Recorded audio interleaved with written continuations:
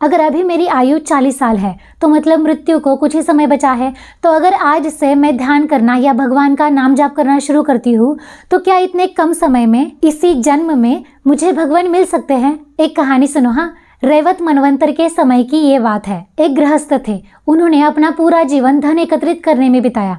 जब अंत समय आया तो उन्हें एक शिव भक्त साधु का संग मिला। तब उन्हें ज्ञात हुआ कि जीवन भर वो जिस सुख की तलाश में रहे वो सुख तो संसार में है ही नहीं, बल्कि असली सुख तो भगवान के ध्यान में है। फिर वो निरंतर शिव जी के नाम का जाप करने लगे। कुछ समय बाद उनकी मृत्यु हुई, लेकिन उसी नाम जप के बल से उनका अगला जन्म एक अच्छे घर में हुआ, जहाँ परिवार में सबके मुख में शिवजी का ही नाम चलता था। जब वो बड़े हुए तो उन्होंने संन्यास लिया। शिवजी की कठोर तपस्या करके वो एक महान ऋषि बन गए, ऋषि लोमश। ये वही ऋषि लोमश है जिन्होंने काकभूषुंडी जी को श्राप दिया था। जब ऋषि ने मन वचन कर्म से शिवजी की आराधना की तो प्रसन्न होकर महादेव ने दर्शन दिए और कहा कि वरदान मांगो ऋषिवर। तो भगवान की स्तुति करते हुए ऋषि लोमश क्या कहते हैं, ध्यान से सुनो। हाँ, वो कहते हैं, शिवेति द्वयक्षरम नाम व्याहरिष्यन्ति ये जनः। जो भी व्यक्ति शिव इन 2 अक्षरों का नाम जाप करता है, तेषाम स्वर्गश्च मोक्षश्च भविष्यति, उसे स्वर्ग और मोक्ष की प्राप्ति होती ही है,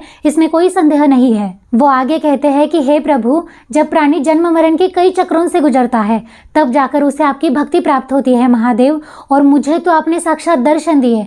हे मेरे श्रीनाथ, मुझे वरदान दो कि जिस शरीर को आपने दर्शन दिए वो मेरा शरीर अमर हो जाए, ताकि मैं चिरंतन आपकी ही भक्ति करता रहूं। शिवजी कहते हैं कि अमृतत्व का वरदान तो मैं नहीं दे सकता, लेकिन मैं आपको वरदान देता हूँ कि इस कल्प के अंत तक आप जीवित रहोगे और शरीर छूटने के बाद आप मेरे परम पार्षद बन जाओगे। इसीलिए ऋषि लोमश को कल्पांत जीवी कहा जाता है।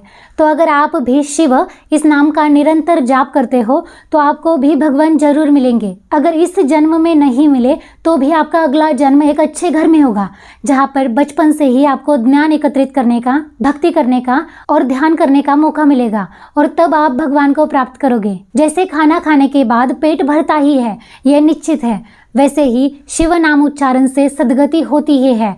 ये सृष्टि का नियम है। भगवान के नाम का जाप करो ताकि आपका परिवार सुखी हो जाए, आप भयमुक्त हो जाओ और भविष्य की चिंताएं आपको सताए नहीं। तुझ वीण शंभो मज कोण तारी।